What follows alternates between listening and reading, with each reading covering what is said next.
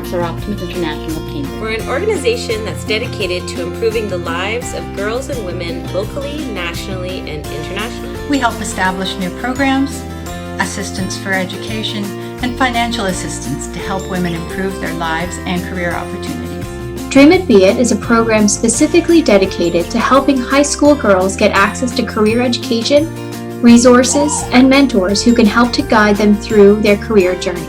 We know that 2020 and onward has been really difficult for everybody, difficult for us too. We know it's also hard to look at the future for your career when you don't know what's going to happen tomorrow. Sometimes you just need to take a step back and have some fun too. We all need to feel good about ourselves during COVID. We want to give you a chance to forget about things that are going on right now. Many amazing women have volunteered their time to talk about their career journeys. They've also given us videos and some fun activities ranging from no baking, yoga, relaxation techniques, makeup, and skincare and exercise. Gather your friends virtually for now and try out some of the activities together. Have some fun. We want to help you feel good about yourself during COVID.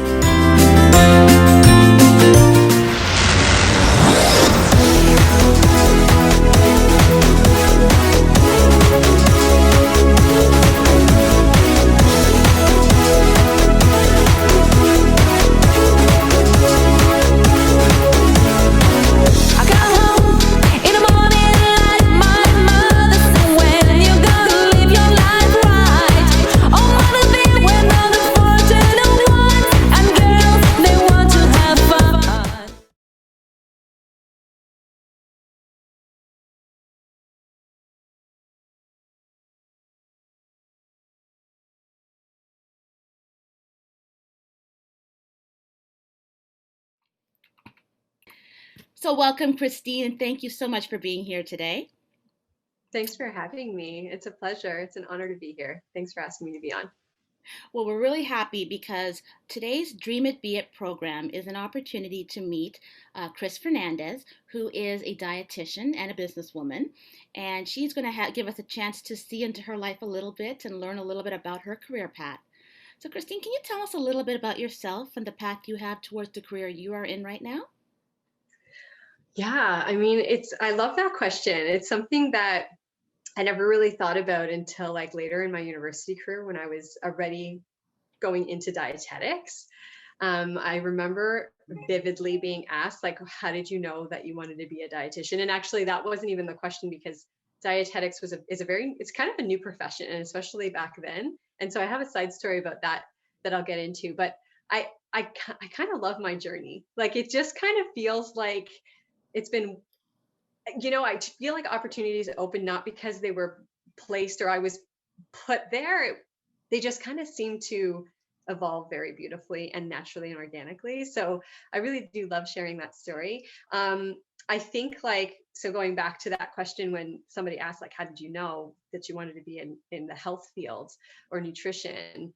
I was like, wow, okay, like that. I really had to go all the way back into elementary school where it was like, I actually had students, one in particular, who had asked me, Christina, can you help me get healthier? And so that's kind of like strange thinking about that right now. But it was happening back then too. I'm not crazy old, but it's nuts to feel about like just how things have evolved about nutrition and our self-worth and body image and all of that. But it was stuff that people were struggling with back then too. And so this young boy at the time asked me to help with nutrition and an exercise plan.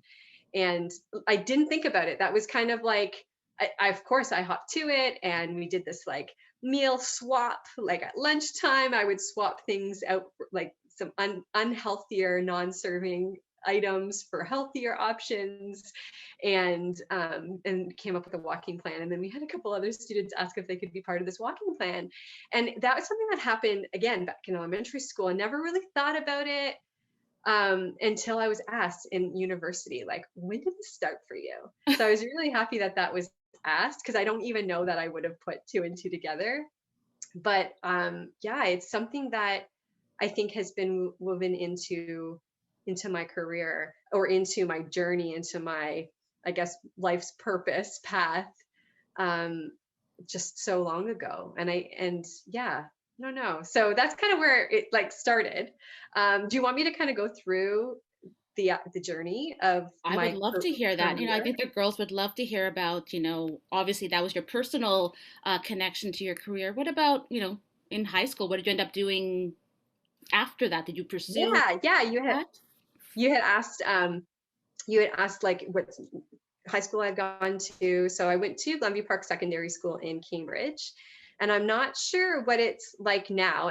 But anyhow, it's yeah. So thinking about classes that I took, it was hard now thinking back of what was prerequisite versus elective for me. But Right. I know that I ended up choosing things like home ec and more of the sciences, more of the maths. Phys ed is something that I think you don't have to continue taking it. It's something I decided to do.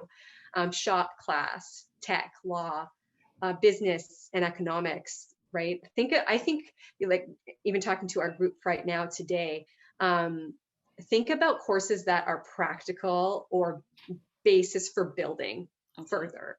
So even if it's not something that you think you necessarily want to have a career in, I think it's really important to have that well-rounded, again, something that's going to be practical. Things like shop class, I didn't necessarily think I was going to have, a necessary career out of that. But I mean, I have a car and something I want to do more of. Like I want to learn more about mechanics and just stuff like that. Of course, we only have 24 hours in a day and it's hard to fit everything in. There's not enough time. I know.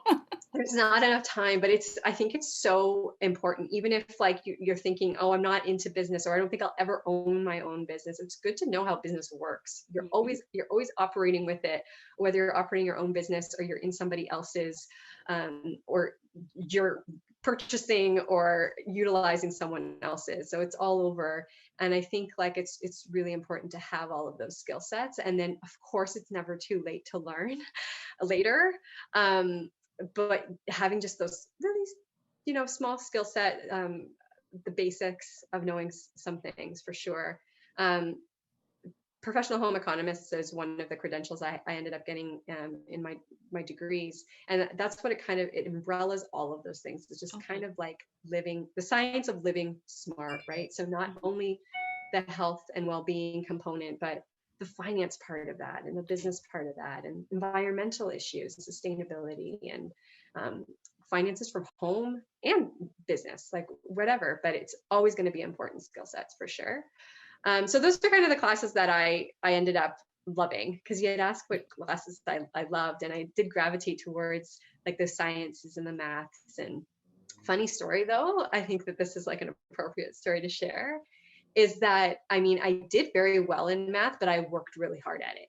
So like I had to work, it was one of those things I was passionate about. I really liked doing it. It was like problem solving and I enjoyed the challenge, but I had to work really hard at it.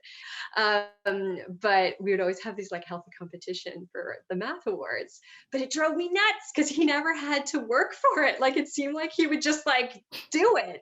And yet we had this like, competitiveness, but yet I'm working my tail off for it. And I think that's another thing to keep in mind, like really be cognizant or be aware of what are those things that you really have a passion for, even if you're not necessarily proficient in it, so you're not necessarily great at it, but you have this like passion for it. There's usually something there. And then there's going to be those things that you're really great at and you don't necessarily have a passion for. So that sweet spot is going to be the things, of course, that you're really great at, but you also have that passion for, right? So really honing in on and being cognizant of what's drawing me there. Why do I keep coming to this? Why do I find so much joy in this? And there's usually an answer there in terms of what we could be doing with our lives moving forward in our true purpose. So I really love that. I don't know what your girls are into reading right now, but I can give you the author's name, but Focus is a really good one where he talks about that true north, that proficiency or really being really great at something. It's coming naturally, the skill set comes naturally, and that passion merges together. And that's where that magic happens, right? So kind of like, that's not even where like my funny story was actually. My funny story about math was that I liked it so much, but I had to work so hard at it. And then I was told, I knew I wanted to do something like with health. And at the time I'm like, maybe doctor, because like that's what was held at high regard. That's what people, respected in terms of a leader in health, right? And so I'm thinking, okay, that's kind of where I want to go, I think. And so went into health sciences, opening the doors to that world, to later know like where I want to go. And so I was told I had to do calculus, which I took in high school and I enjoyed. And I was a calculator generation though. So the first day of the calculus class in university, sit down and the professor says, if you're used to using a calculator, I recommend you doing all of your homework without a calculator because there will be no calculators on the exam. Mm-hmm. And I literally got up and walked out. I literally got up. I was like, okay, that's not going to work for me because like that's going to take up way too much of my time. Because again, it was something that I liked doing, but it wasn't something that was just like automatic. And so yeah, so that was my funny story in terms of, but I think that it all happens for a reason because and you knew your limits, and I knew the limits. And so anyhow, the stars aligned and the universe really aligned in terms of where I was supposed to be. Again, nutrition is something that was ingrained in me. Even mind state and mindset, mind growth, positive thinking, all of those things were something that I've always kind of done. Didn't know where it was going to lead me. And I was in my dorm room and I was the one with the stinky food all the time. So I had my meal pass and, Kesh, you probably know about this. Like you would have like the cafeteria food, right? Yeah. And so I had that and I would do that sometimes, but I'd also have my own stinky food. So like I would boil eggs in a kettle, in an electric kettle. I would have my tuna and my sardines and the healthy things. Yeah. And my soft would say, because like I was always known as the girl with a healthy stinky food. And my soft came by and said, you must be in the nutrition program. And I was like, hold the phone. What do you mean nutrition program? I would have loved a nutrition program. I had no idea there was a nutrition program because I went to the University of Western and we have like an affiliated college. It's called Brusha. We have a few affiliated colleges there. And Brusha is where the nutrition program and degree was held. And I didn't get the Brusha catalog. I just got the main campus catalog. So I didn't know that there was this nutrition program. I didn't even know there was a nutrition course. And so he was like, okay, you need to know about the nutrition program. And he literally brought me up into this there. Cause I don't know if you know the Western. I'm from Western. Yeah. Did you go to Western? I did. Oh, cool. That's awesome. I think I knew that actually. And so, Brusha Hill, like, so he drove me up there, like it's on the top of this magical hill, right? And that's when I ended up doing a nutrition program that allowed me I couldn't switch over to the nutrition degree at that point.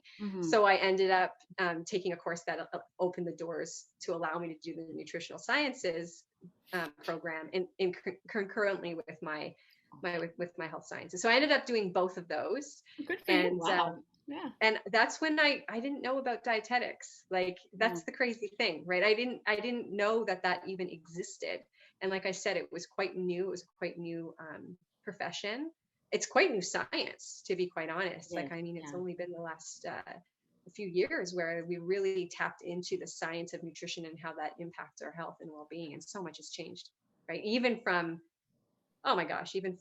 me graduating or me being in the program, and how we know of science of food right now is so different, right?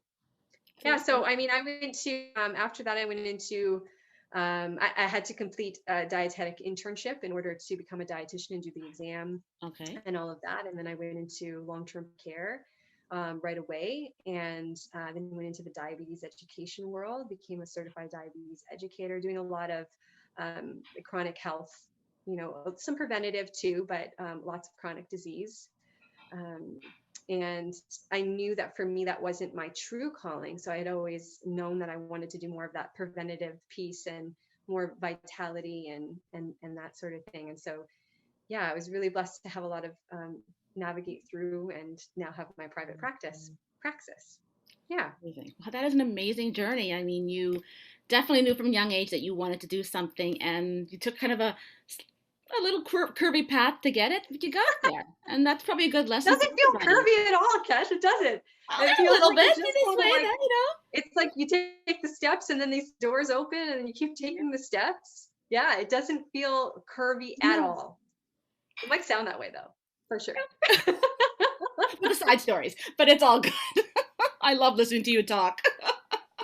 That's a great route because, like you said, you picked up knowledge from high school, from your early life, and then you kind of just went where where you knew the call was coming in. So that's a beautiful story. And that's a good lesson for everybody, that you don't always have to know exactly what you're doing, but think about what you like right now. That's a really good lesson Yeah, to learn. really feel it out for sure. That's good. Listen to that So intuition.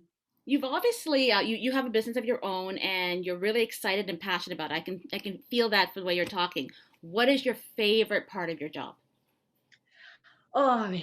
Yeah, you know what? I think I know it sounds corny and I know we hear this a lot, but it's truly just being able to help other people with their journeys to really live those lives that are full of vitality, full of joy, full of purpose.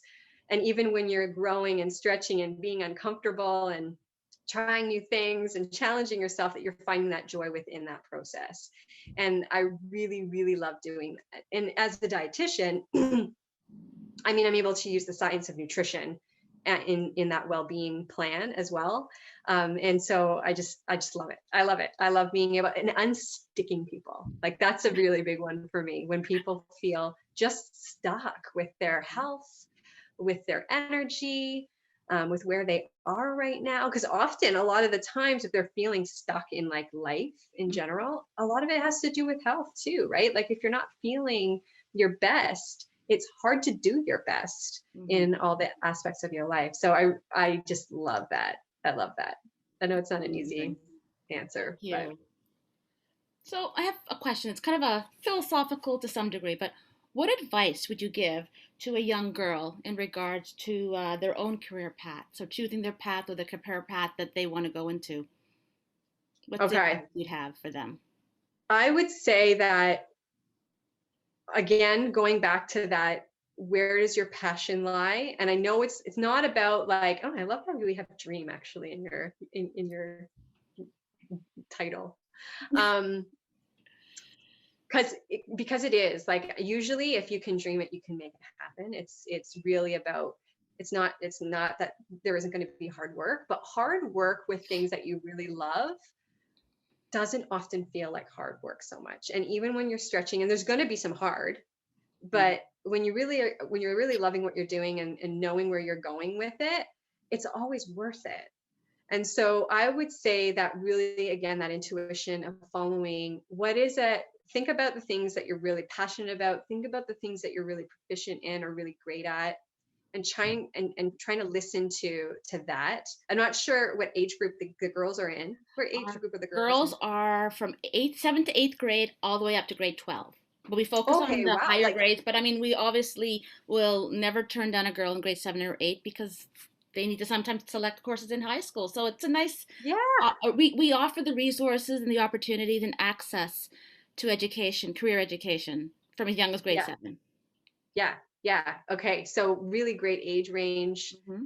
I think, it applies to every one of them and every one of us at every age level. Like, that fear of failure is something that I see time and time again, that really people struggle with, something I've struggled with for years of my life, of just feeling like it's dress rehearsal almost, and just I'm never able to execute or go forward Mm-hmm. until it's perfect. And we really learn as we go. Mm-hmm. Even as professionals, we're really learning as we go. Of course, we want to be credible and we want to be accurate and all of that. But as you're learning and stretching and growing and becoming, it's a lot of, going for it and understanding that you have the skill set that you need right now to be where you are right now. And as long as you keep on stepping, those challenges. And I always love that whole, there's no such thing as like failure. You're either you're gonna win some, it's gonna like propel you forward, or you're gonna learn something from it.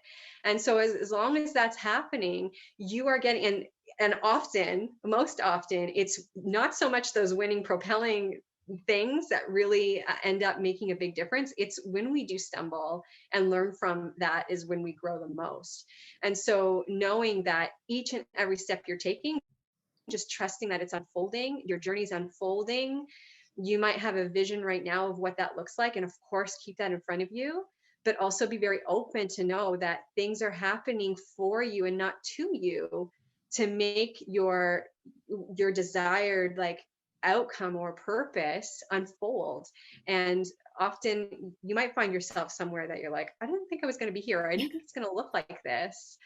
But know that as long as you keep on putting the work in and you keep on putting the steps in, that you will be where you need to be. You're exactly where you need to be right now, you know?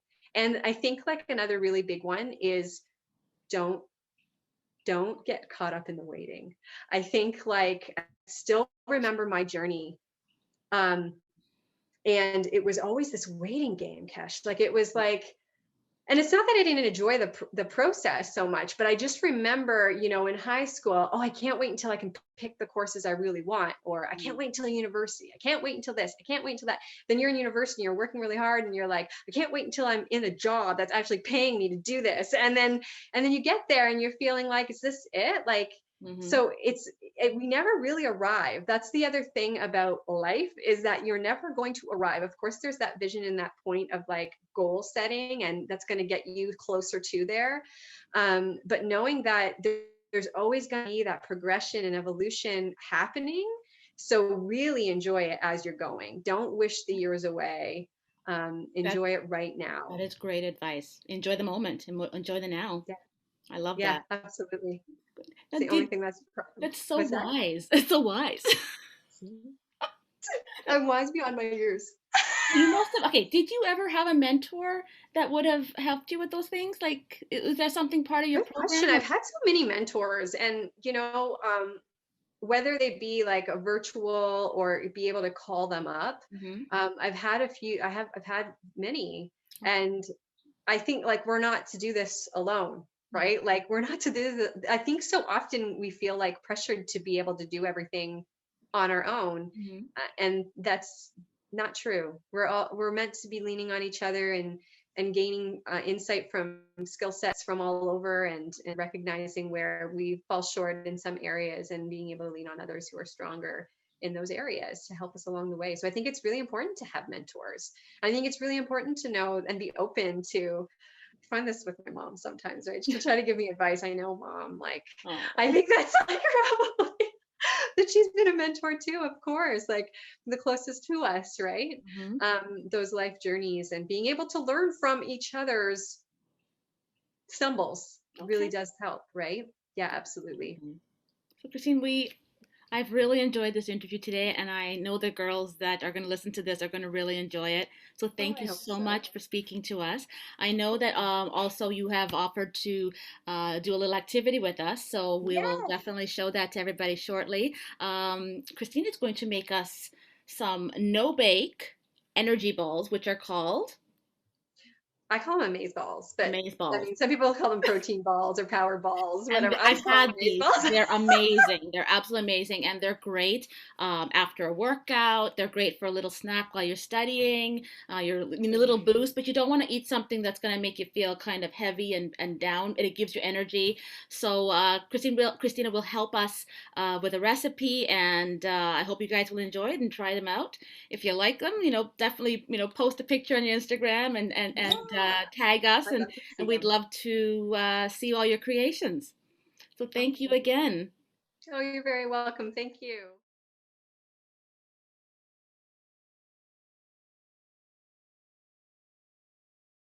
Hello, future leaders. I am so excited to be here with you today. I'm Cristina Fernandes, I'm a registered dietitian and health and well-being success strategist or coach. And I am so honored to be here and sharing this with you. So I was asked to pop on. I know it's not really what we had planned. I know we thought we were going to be doing more of a live together, which would be really cool. I'd be able to see lots of questions, anything that came up, and be able to answer. So we're doing things a little bit differently. Totally understand. Probably have enough Zoom time and all of that. So we'll make do with how this is. If there's any questions, please feel free to send them over to the team, and we'll figure out how to get those answers to you, okay? So today we're going to be doing something hopefully fun, and hopefully you'll be able to do it alongside with me. If you have the ingredients, hopefully you have the recipe that might have been sent to you ahead of time. And you know what I really want to do, because so we're making amaze balls. I call them amaze balls, or protein balls, energy balls. They could also be just as a bar. You don't have to make them into balls. For those of you who have gone into a lot of health food stores or Freshies, Booster Juice, you would see these little balls of goodness, and they're quite expensive actually. So doing them at home saves a lot of even time, a lot of money, but a lot of time as well, because you have them ready for you. And now that it's our times now, we're not really going out very much anyway. So anyhow, it's a really great snack to have on the go.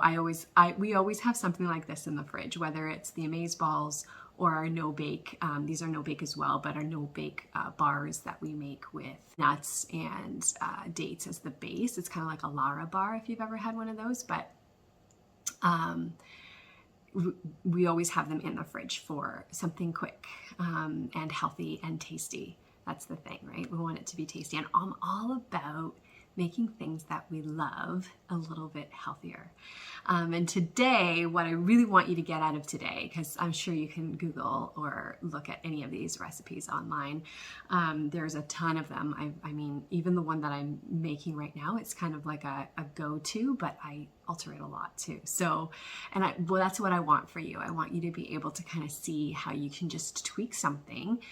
You have the recipe right in front of you, but if you don't have certain ingredients, or if you have certain allergies, or you're wondering how to make it a little bit different or healthier, then you have that skill. I'm going to skill you up to be able to do that a little bit more, okay? So I might be cut off because I don't really have like the kitchen to do this. So I'm just going to tilt this over so that you can see what I'm doing. But if you have the recipe in front of you, you're going to be using dry oats. And now these are sprouted oats, and it's a large flake.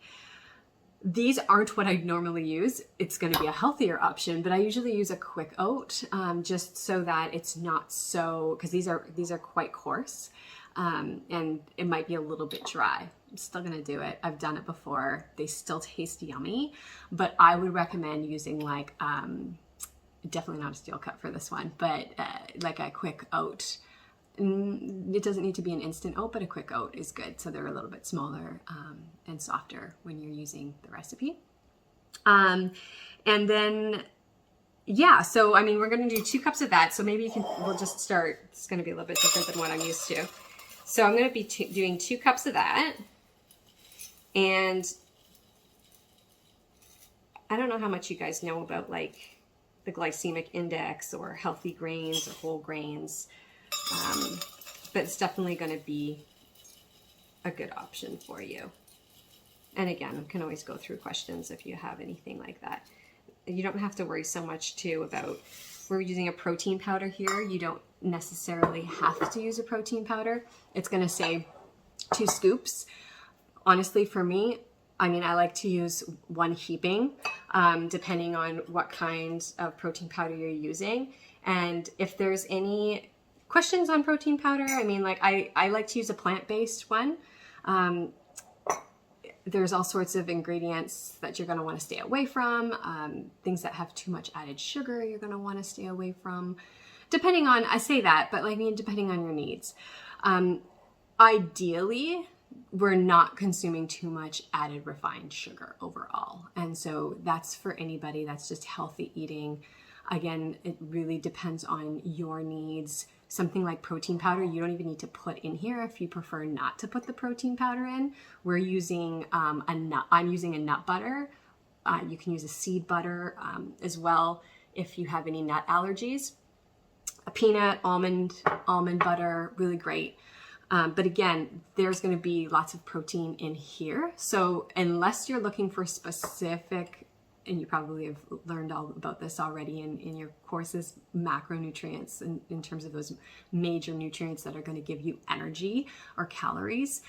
Protein is one of those, right? Protein and fat and carbohydrates. So your nut butter or your seed butter, if you have a nut allergy, is going to give you a lot of protein and healthy fat in there as well. So you don't necessarily need the protein powder. Now, I like it specifically for the taste as well, and it's a little bit of a nutrient boost. This one has vitamins and minerals in it, not just protein. So that kind of helps with that little bit of I don't want to say meal replacement, but it's a little bit heartier snack to have around, especially if you're, I know some people are competing professionally for athletics and that sort of thing as well. So again, it really depends on your needs, but not necessary for a healthy snack. If you're wanting some chocolate taste, but don't have protein powder on hand, you can use some cocoa powder. Just keep in mind the cocoa powder is quite bitter, so you might want to use a little bit more of that. You're going to use definitely less cocoa powder, probably just like a tablespoon or so to replace it. Maybe 2 actually, and you can play around with it. And that's the thing too. Baking, I often say to my kids when we're baking that we want to measure a lot when we're baking. So putting something in the oven, a lot of the times it's really scientific, right? With all of the ingredients and the chemical reactions and everything happening, the moisture content and all of that in order for it to turn out really well. We say baking is a little bit of a science, right? Whereas cooking is a little bit of an art. So you can kind of throw this in, throw that in. Not so much with baking, but these balls aren't a bake, and you can throw things in. And if you're finding that it's just not sticking because you've changed things up too much, just go back to that ingredient list. So so the first steps are going to be to put all of your dry ingredients in, and you're going to want to have those nice and mixed up. So it's hard to talk and do this at the same time. So I'm going to put all my dry ingredients in. I have 2 cups of oats, and then I have a heaping scoop of protein powder. You can use 2 scoops if you prefer. And then another dry ingredient that we have is the flax, and it says a whole cup of flax, but guys, I didn't have a whole cup of ground flax in my fridge. And well, I did, but I wanted to save some for the week. So, and I like different textures in here. So you really can play around with this. It doesn't need to be a whole cup of flax.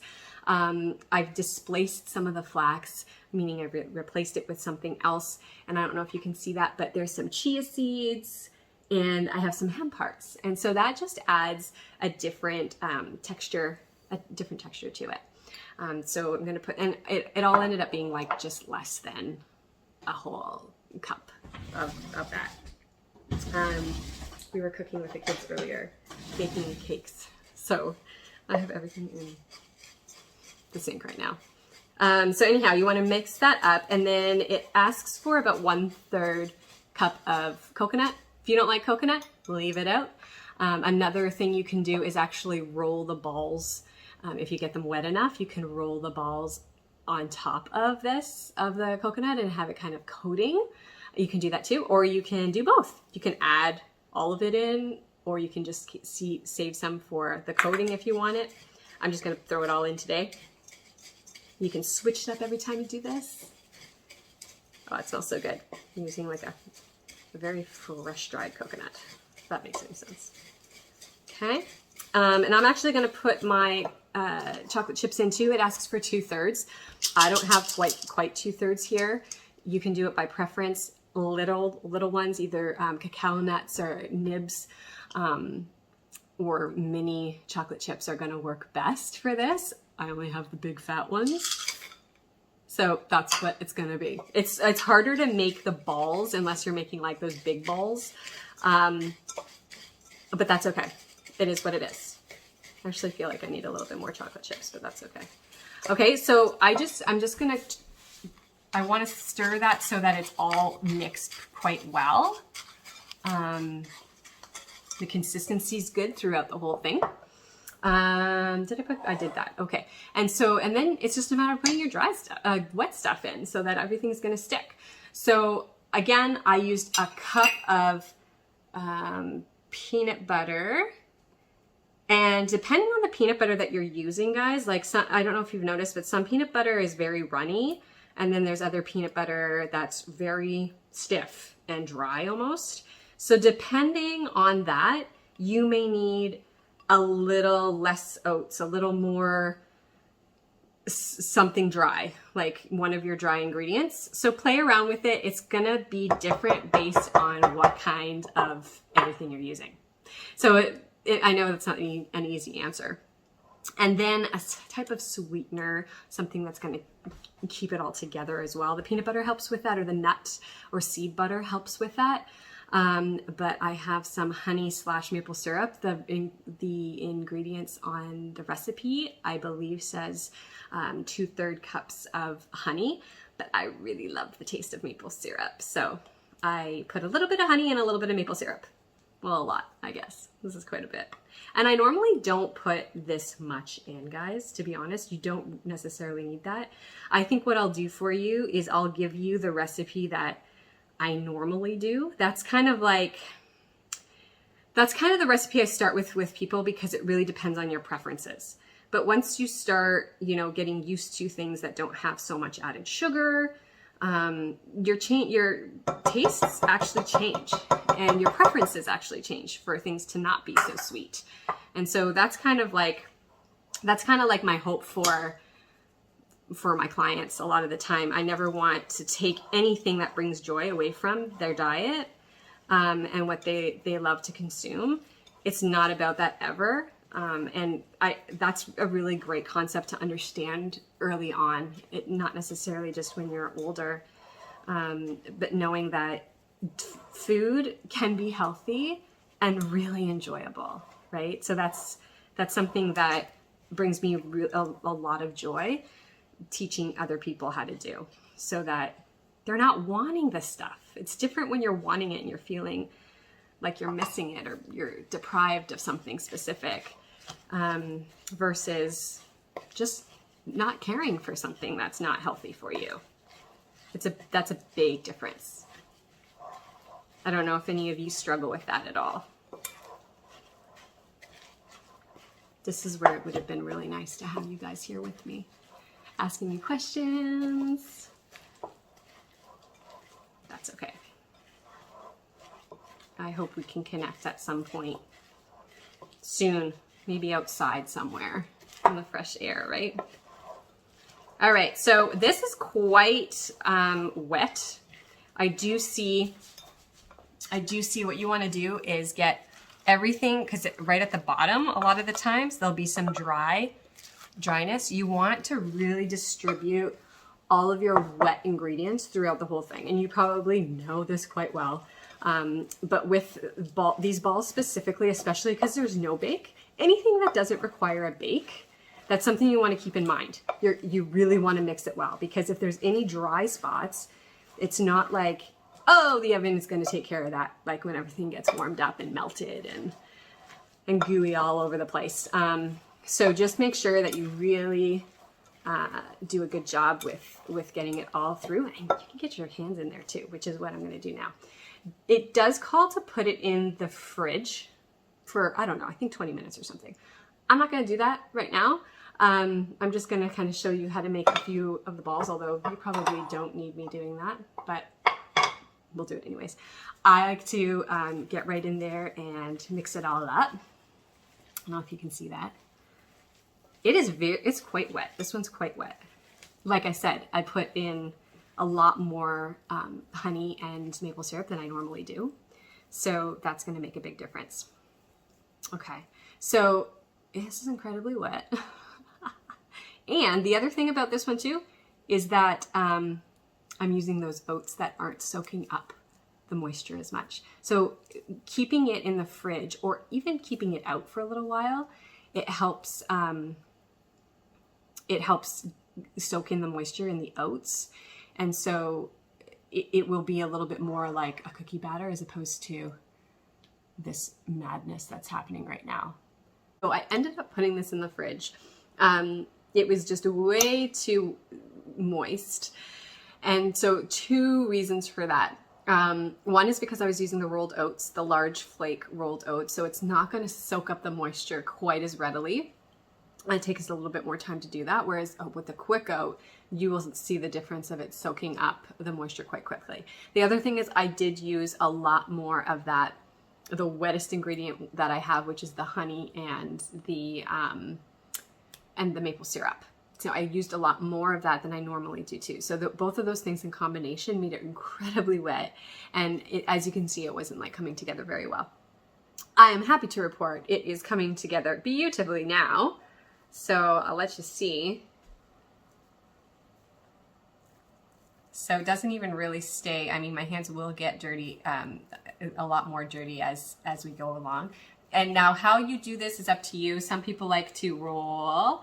I honestly, I find that giving them a little squeeze in my palm and letting my palm make it into the shape is quicker, and it allows it, I don't even actually do this because it makes it fall apart a little bit, but it makes it more compact and stay together a lot better. So there we have it, guys. So for you, if you haven't done this yet, a good rule of thumb is, because I don't know what ingredients you're going to use, a really good rule of thumb is your wet ingredients. So put all that nut or seed butter in there.